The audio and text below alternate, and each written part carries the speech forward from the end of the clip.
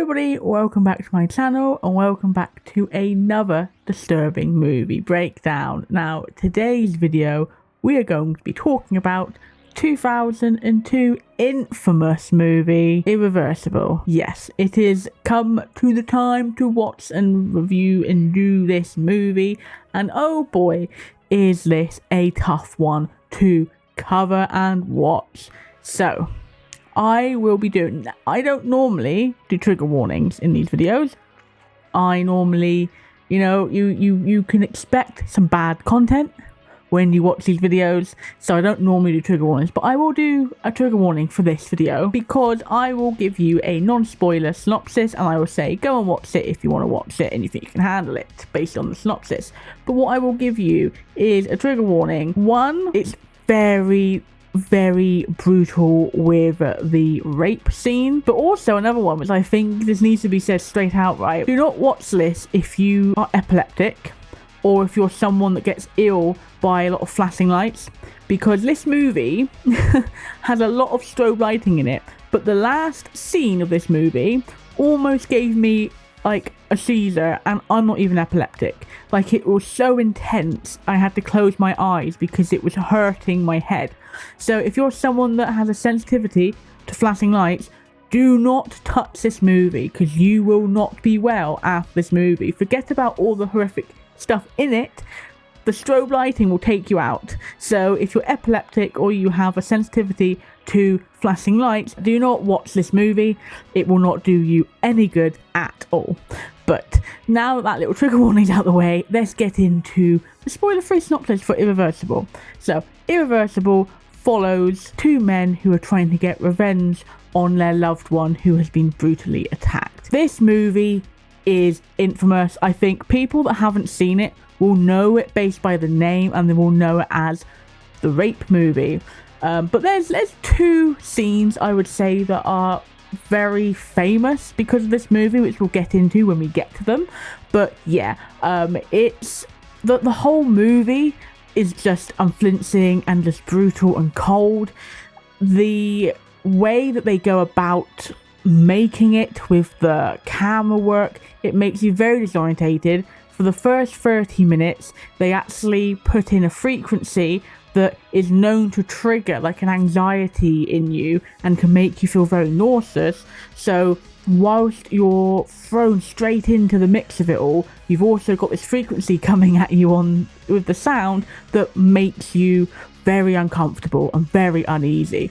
And just, this movie is, I personally think, is a fantastically well made movie, but it's a very tough one to get through. So this is directed by an infamous director, Gaspar Noé, and yeah, he's done one of my favorite movies ever in Climax, which is, again, it's a very disorientating, madness-inducing movie.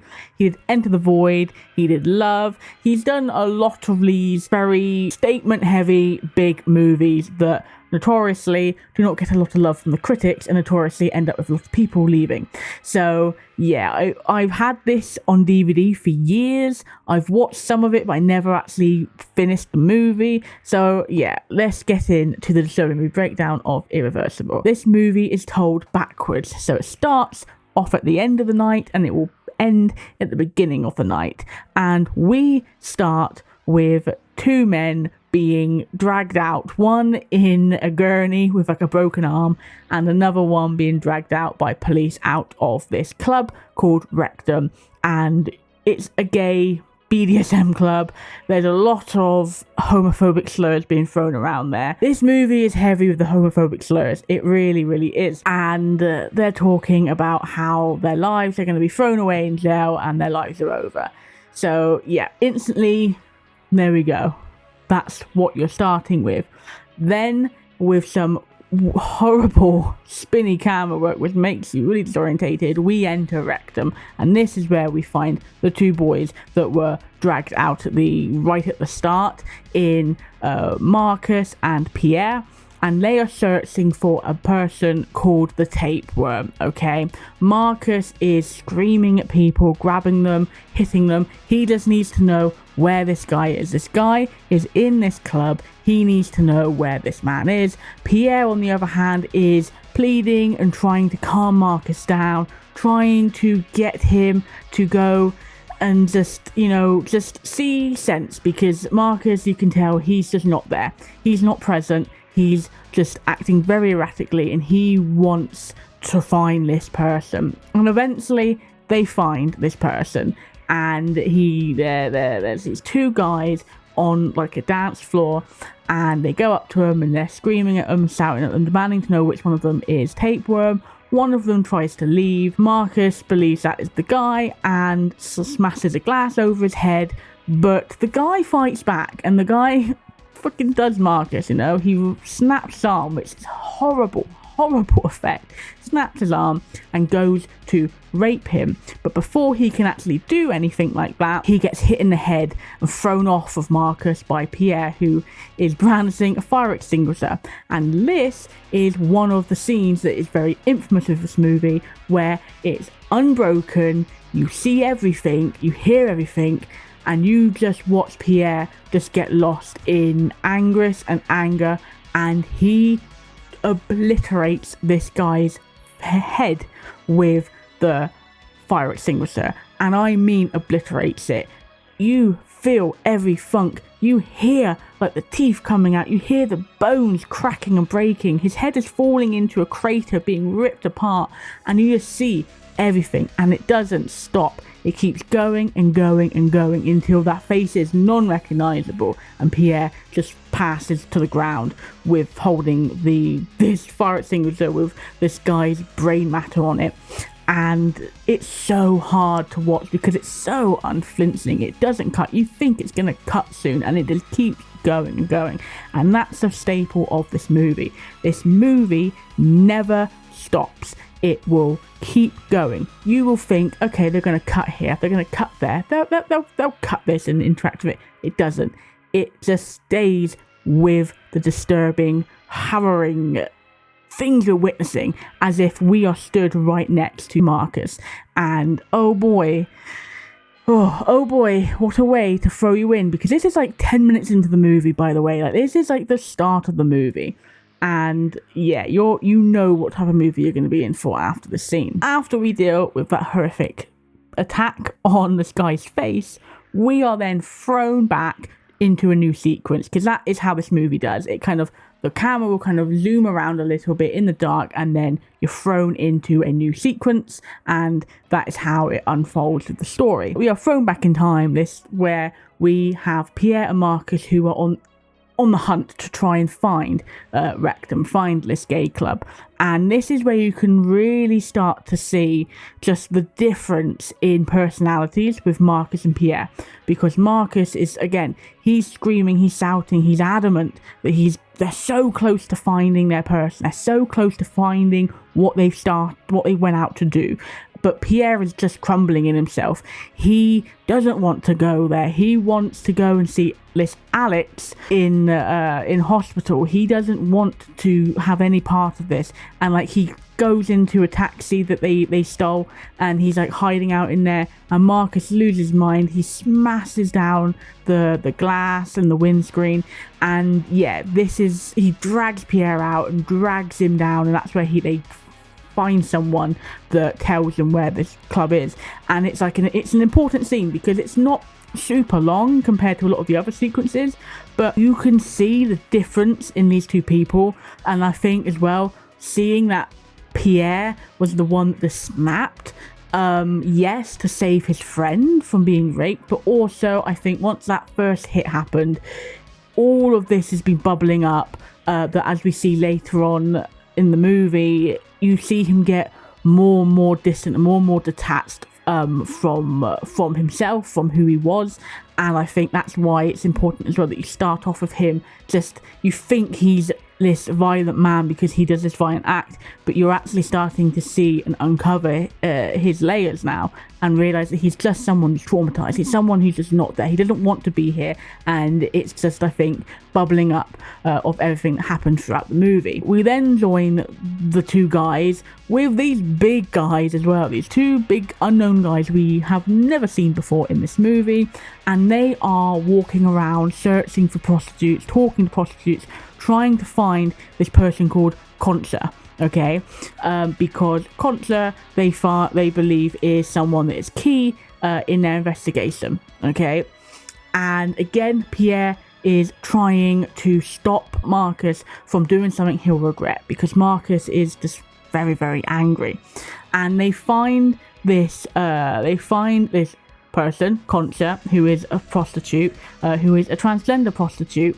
And again, they're very, a lot of slurs are being thrown their way. And Marcus grabs a knife and threatens to slice her face open, hitting her. The two big guys are kind of like holding her, shining lights in her eyes. They're being very intimidating to this woman. And this is where they say about there's been a rape. So you're starting to now understand and piece together what's happened and what's going on, who this Alex is, all that sort of thing. And Concha just confesses that the person that did it is a pimp that frequents the BDSM gay club Rectum, and is called the Tapeworm. So we got that information, and off they go. They go on their journey, which now we know, going back to the beginning, where they end up. This is something I love, the way that they just film it, and they do these movies where you have it told chronologically backwards, because it's so fun to unpick. It really, really is. So the next sequence, we find we kind of get the origin of the two big guys that were with them when they were with the prostitutes, and it kind of starts with Pierre just very distant, being questioned by police. They're asking him questions about kind of what he was up to that night, what Marcus was up to, all of this sort of stuff, the general questions to do with a crime, and he's let go, and he's just going through the motions, really. And he stands outside next to a visibly distraught Marcus, and that's when these two guys come up to him, says that they must know about the attack that happened, and that they can help Pierre and Marcus get justice, because police will never get justice for the incident, because the police are stuck within the letters of the law, whereas these two people, they can track down this person and they can serve justice how they feel they deserve it. And Pierre's not talking at all. He's just kind of like staring away, but you can see the seed of it in Marcus's head. You can see this is where he starts to get more and more angry. The guys are kind of throwing stuff at them, kind of getting them more and more angry, talking about how the police will get this rapist and will bathe him and feed him and look after him. And you can see like the tension is boiling in Marcus until, yeah, they agree. They'll pay them. They'll agree to find it, because they had found a ID at the crime scene which linked them to Concha. There we go. You see where I'm getting. We see the movie's coming. The movie's coming now, baby. Then we have the next sequence, which follows. We see a visibly intoxicated Marcus, like visibly intoxicated, and a very disgruntled Pierre as they exit, kind of like what looks like to be a party behind them, and they're on the streets. And yeah, Pierre's trying to get through to Marcus that Marcus's behavior earlier that night led to Alex leaving the party on her own, but Marcus isn't listening. Marcus doesn't care. He's ribbing Pierre about, you know, him having his girl, because Pierre is Alex's ex, and all this stuff. And then they're kind of trying to get home, but they're stopped in their tracks because they can't advance forward by a bunch of policemen and paramedics. And that is where we, at the same time as Marcus and Pierre, find and see the first glimpse of Alex in the movie, and that is Alex being wheeled out onto a stretcher, and her face is just covered in blood. It's swollen. She's obviously been brutalized, especially in the facial area. And yeah, Marcus just breaks down. He's screaming. He's clawing at her, and you can see just the emotion in him, and you can see, like, obviously the connection and love that he has for Alex. And again, it helps piecing how we've seen him throughout this movie already, understand why he is the way he is. Just as we can understand why Pierre gets to that moment, we can see why Marcus gets to that moment as well. And, you know, it's very sad and very heartbreaking. excellent performance by Vincent Cassel, and it's just the way that the camera just lingers and then starts to kind of like zoom away and float away as he's screaming and crying over her body. It's very raw, it's very heartbreaking, it's hard to watch, and it's important in the character's development in this movie as well. So then we come to the sequence that is the most recognizable. Now, as I do these videos now, I show a lot of photos and stuff. Obviously, I can't show you anything to do with the attack because it's brutal, okay? It's not for the faint of heart. So we have Alex, she's walking on the street. She decides to go to the underpass so she could safely cross the road, and when she's there, it's all darkly lit red. You will see this, it's the poster, it's a very iconic shot of the back of her walking down this red, coming the opposite way is Concha with Tapeworm, and Tapeworm is beating up Concha, and this is the moment where you see Tapeworm's face up close, and this is the sinking realization that the man they attacked and they caved his head in and got arrested for wasn't this man. The man that was stood next to the guy that got his head caved in is the man. So you know that this guy, this rapist, is so far scot-free. Obviously, we don't know whether or not the police found him in the end because the movie just follows these two people. But so far, you're led to believe that he's just got away scot-free, whilst Marcus and Pierre have just ruined their life completely, attacking this person who wasn't the attacker. And it's just for that split second you notice the man, because whilst you get a few glimpses of the guy in the starting sequence, you're not with him long enough for a lot of people to notice, but he's very distinguished with his facial features and his nose that instantly it gets stuck in your head. So then when you see his face in this scene, you know, oh no, they got the wrong person. And the guy notices Alex is there and turns his attention to her, and this is where we get the brutal rape scene. So this scene is about 9 minutes, and it's just the camera, it's just sat there on them, and it's hard, it's brutal, like it's so hard to watch. You have Alex, who is screaming in pain and crying in pain throughout this whole ordeal, and whilst he's attacking her and raping her, and it's so just visceral with the way with the movements, he's also spouting these horrible words to her that will come into play again later on in the movie. And it's one of the hardest movie scenes I've actually watched. I know I've watched a lot of hard to watch movies and movie scenes. This just tops the cake because it's so helpless. You're just stuck there watching this horrific event happen. Finally, he finishes, okay, and he kind of leaves, like he rolls over, but before she can crawl away, he violently beats her, and again, it's just non-flinching. He kicks her in the face a few times, and then just rains punches down on her face, which is just brutal, and then caps it off with a few horrific just stomp, like face plants to the concrete ground, which obviously sends her into a coma. And yeah, there we go. That ends that moment. That ends that scene. So including the attack after the rape, it's probably like 12 minutes of just unflinching, horrific, just depressing stuff. And yeah, it left a very bad taste in my mouth, and it was very powerful because it does leave you feeling just so helpless. And you're watching this, it's a movie, but this stuff happens in real life. Sadly, it does. And it does help you think, you know, how helpless and scary this is for real people.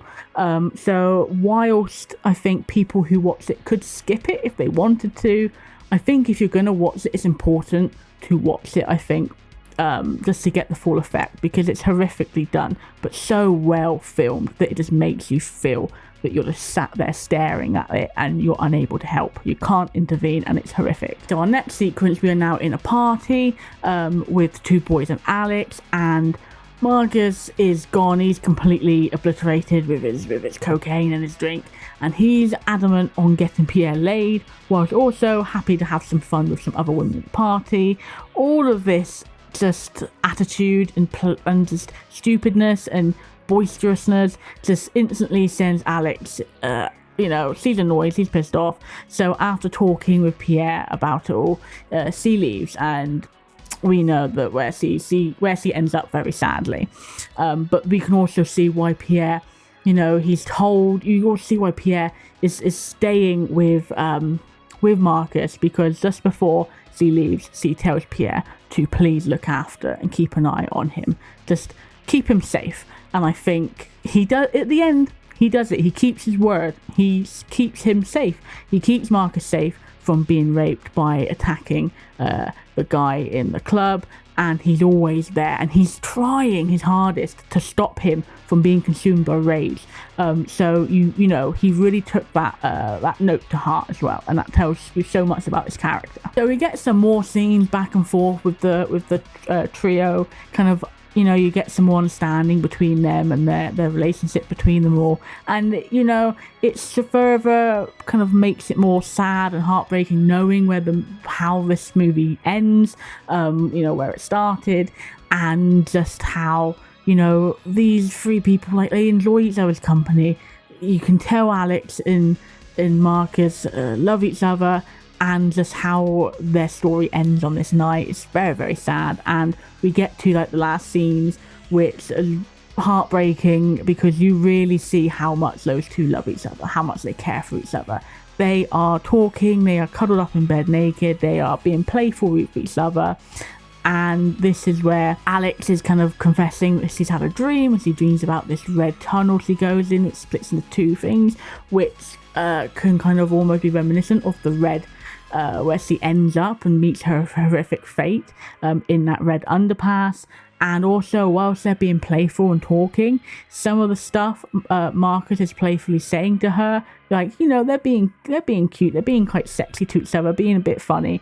Some of that is kind of flipped on its head and echoed by the rapist, which again just makes that whole sequence so much sadder, because she's had a few hours before that horrific time some fantastic memories with her love.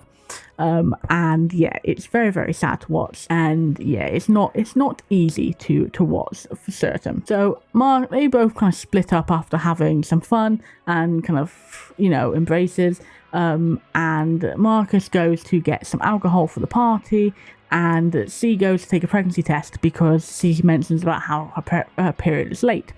And she does it, and you don't see the result, but based off of the happy emotions on her face, and she's laughing, and then it kind of cuts down to her and she's cradling her belly, you can guess that it's a positive result and that she seems happy and she can't, she's pregnant. I take it that she's pregnant. And then the movie ends. The last proper scene of it is Alex just out in this nice sun, laying down while kids playing in the garden, and then the camera kind of rotates and swirls, and it kind of goes up into this horrific strobe light effect, which is what I was talking about at the beginning. This went on for 3 minutes, and it just didn't stop, and it got more and more intense. And I'm not epileptic, but I had to close my eyes because it's really making me feel really dizzy and hurt my eyes and head. So this is there's strobing throughout the movie, but nothing to this. This was just insane. This was just mental how intense they went. But they went for it, and they kind of ends it just on that. It does that until it fades to black, and then the movie's over because you have the credits at the start of the movie. So it's just over. And it's such a stark, just abrupt end that again it just kind of shows, okay, this is a snapshot, this is a night of their lives that just started abruptly and then it ends abruptly, and it's just okay, something horrific happened in this night for all that changed their lives forever, and it's just so matter of fact. And yeah, that's Irreversible. And like I said, I think enjoy is a weird word to say, because I didn't have a fun time watching it, but I think the movie itself is very well made. I think Gaspar films are known for being very anxiety inducing and just very blunt about things, and this is no different. This movie debuted in Cannes Film Festival and was notorious for having over 250 people walk out, some of them fainting because of the just brutalized nature of this movie. And yeah, this is not something that a lot of people are going to be able to stomach, especially not the Cannes Film Festival people that would do it. But if you're someone that can handle this type of movie, I think you should watch it, because I think not only is it very well written and very well directed and acting is fantastic, but I think some of the subject matter in this needs to be seen, because it happens and it's horrific that it happens, and I think it needs to educate people that it's not all fun and games, that this stuff really happens. So yeah, disturbing meter scale, I'm going to put this at a 10 out of 10. I think it's so brutal. You obviously have the main disturbing bit of it, which is the horrific rape scene, but you've also got the violence in it. It's very brutal. You've also got like the homophobic language. It's very like spitting like venom. Like these people mean it to hurt people, and yeah, it's drugs and stuff like that. So yeah, I'm gonna say 10 for the disturbing meter scale. But what did you guys think? Have you seen this movie? Did you think it was bad? Were you able to finish it? Some people just couldn't finish it. Thank you so much for watching. Make sure you follow me on all these socials. That's the place to be for all of movie content, but also movie collecting content. If you want to see new DVDs, stuff like that, those are the places to be.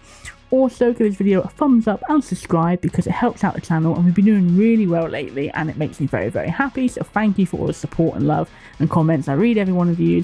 I try to respond to all of you guys as well. I've been getting people going over from here to my Instagram page and liking all that, so it's great. So thank you so much for all the support. But thank you so much for watching. I will see you at the next disturbing movie breakdown, which is going to be a Serbian film. So if you want to watch that before, go and hunt that one out, guys. Go and hunt Serbian film out. But thank you so much for watching. I will see you at another video very soon. Ciao ciao, goodbye for now.